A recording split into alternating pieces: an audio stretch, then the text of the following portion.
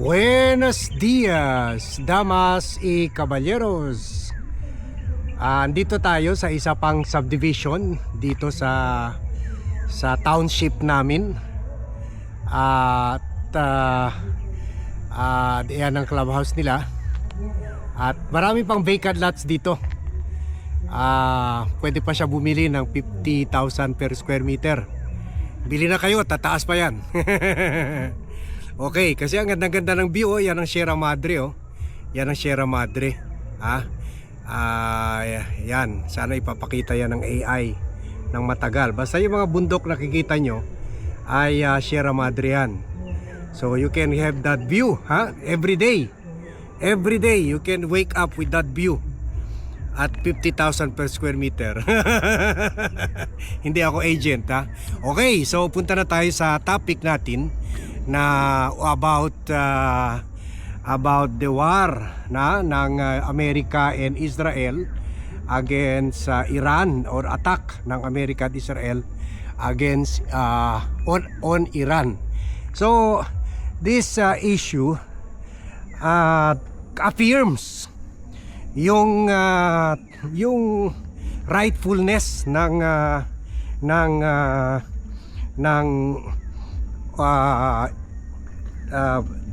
foreign policy ni President Bongbong Marcos. Sabihin natin na critical tayo kay President Bongbong Marcos from time to time.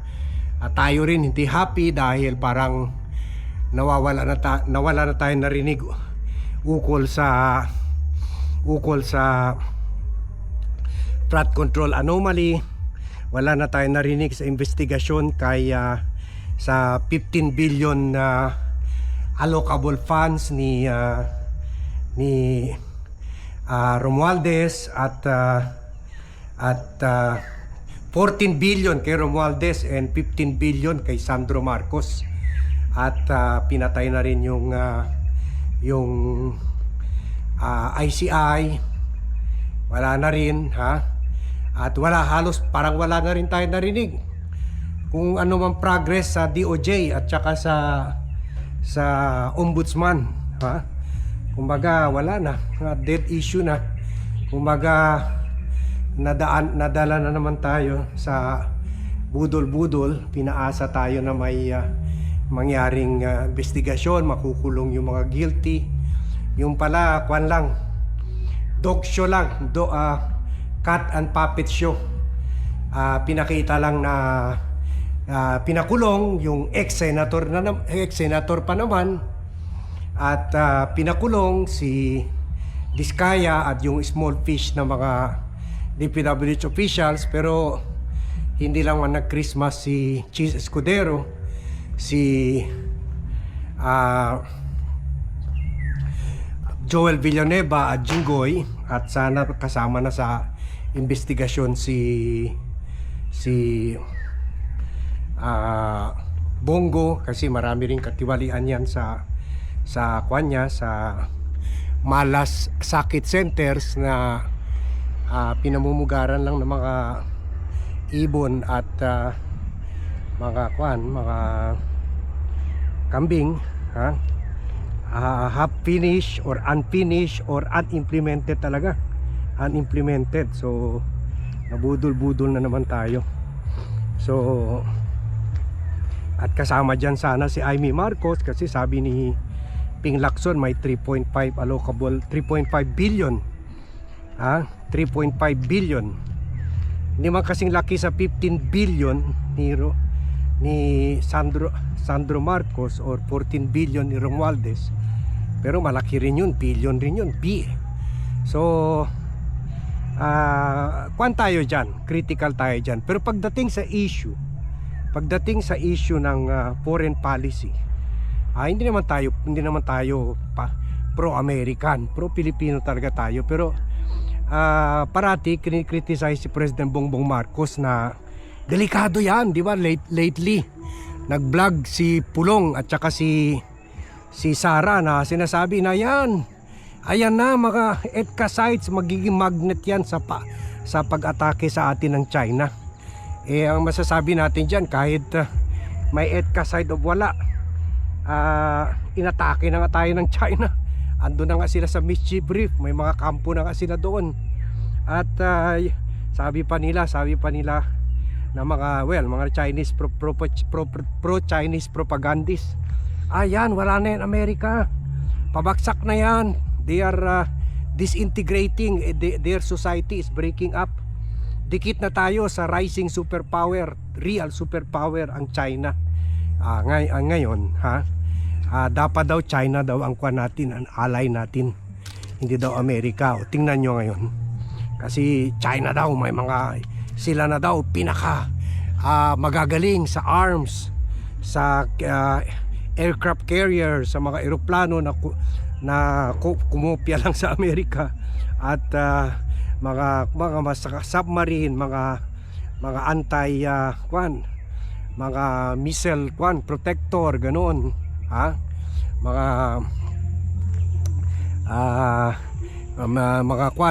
shield, sa laban sa mga missile, ganon. So itong gera ng Amerika at ng Israel laban sa Iran prove many things wrong sa mga apologists ng China or sa mga lovers ng China. As a backgrounder, alam nyo, ang Iran kasama ang Valenzuela, ito yung part ng BRICS. Ito yung sila, dikit sila sa China. Isa yun, in fact, ang Iran, they kahit mayroon sana embargo sa kanila, pero na-export nila, nabebenta nila yung oil supply nila. Sa China, 80% ng oil sa China galing sa Iran. At in exchange, Iran ay buys the mga anti-aircraft, mga missile, mga components, kahit yung kwan nila, yung mga drones, killer drones nila, mga Shahed, ang materials niyan at saka technology galing sa China. In fact, pati siguro sa nuclear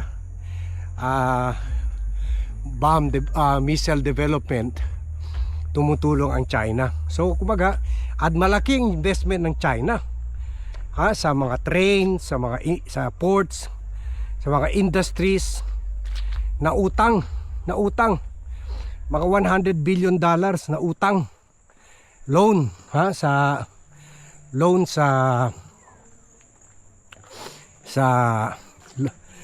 loan ng China. So ang problema, ang question, mababayaran ba yan kung ma-take over yan ng Amerika? Kaya biggest loser talaga. So biggest loser ang China. Number one, economic. Kasi baka kung bago na gobyerno at nakita nila pinagnakawan lang ng past government nila Khomeini yung pera ng mga Iranians, hindi na nila babayaran yan utang na yan. Sabi nila hindi naman kumita ang tao dyan, kayo naman kumita dyan, yung theocracy nyo o rule by religion. So hindi na namin babayaran yan. So iyak ang China. Pangalawa, wala na yung oil nila, nawala na nga yung oil nila sa Venezuela, na nagsusupply rin sa kanila ng Venezuela, ay mawala pa dito yung supply ng oil sa China is the biggest importer, tagahigop, malaking yung industries nila need oil so badly, fuel so badly. So second biggest second biggest oil importer. So yan, mawala na yan. So makripol yung mga industries nila, pati yung economy nila. Also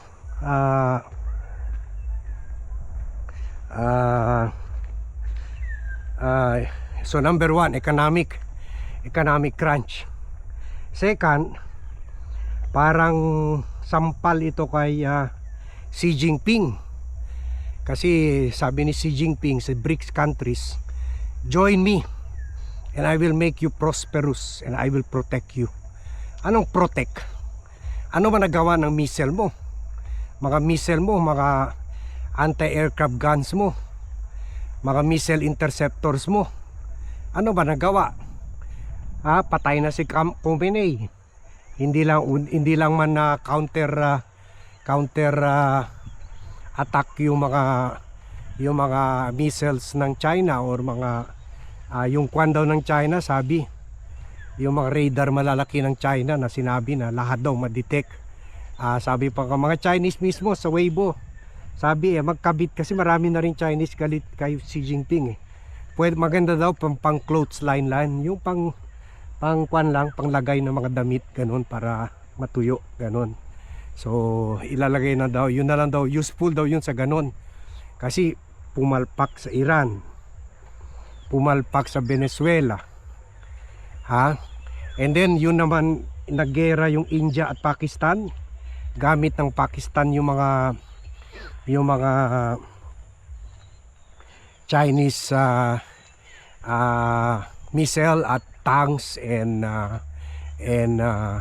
weapons. Yun, nagja-jam yung mga tangke na nasisira, madaling masira. Wala rin, talo sila sa India na gamit yung BrahMos, yung missile nila at saka yung mga tangke nila or mga western tanks. And then naggera rin yung Cambodia and Thailand. Yung Thailand gamit rin yung western equipment, military equipment and arms. Talo rin yung Cambodia na gamit yung mga Chinese military equipment. So 4 countries yan nagpapakita. Sabi nga ng mga tao siguro daw Temu daw binili yung mga products ng Iran, Venezuela at Cambodia at Pakistan. Kasi talo sila sa mga kalaban nila using Chinese weapon. So parang pinapakita myth lang pala, hindi pala totoo military might ng China, kasi puro peke, puro substandard, puro sirain yung mga military equipment. So sampal ito kay Xi Jinping. Malaki pa man ang pag-asa nila na in fact third biggest military supplier sila sa buong mundo ngayon third biggest so ngayon wala nang bibilip sa kanila, wala. Salamat sa suporta ha. Anong pangalan nyo? Sa YouTube yun sir, Maurilio sir. Maurilio. Sige. Thank you Maurilio ha. Patmate natin si Maurilio, subscriber natin. So yun, makaka-affect ko rin economically because they're the third biggest seller of arms, yung China. So also third effect ay parang sampal rin to kay Xi Jinping, kasi yung mga Chinese military commentators at bloggers before the war, before inatake ni Trump yung China, sinasabi never atakihin ang Amerika ang Iran dahil wala nang Amerika, pabaksak ng Amerika. In fact nakaaway-away na sila, ganun. Duwag yan Amerika, wala yan sa China. China ang biggest military power. Takot yan sa China kasi China ay alay ng Iran, protector ng Iran, defender ng Iran. So ang parang lesson yan, paano na pala kung mag-join ka para sa China, hindi ka maproteksyonan ni Xi Jinping. Ngayon tahimik si Xi Jinping. So sampal yan sa image ni Xi Jinping as protector of countries under BRICS. So also pwede rin yan panakot kay Xi Jinping. Kung nagawa kay Maduro, nagawa ka kay Khamenei, pwede gawin sa kanya. Pwede atakihin ng Amerika ang China mismo. So yan ha. Kaya ang biggest loser talaga dito sa gera sa Middle East ay ang China. Sirang-sirang talaga yung image ng China dito.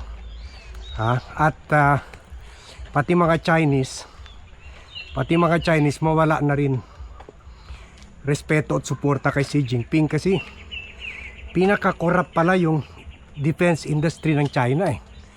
Puro nakaw lang ginagawa ng mga generals. Kaya titintipid sa mga materyales.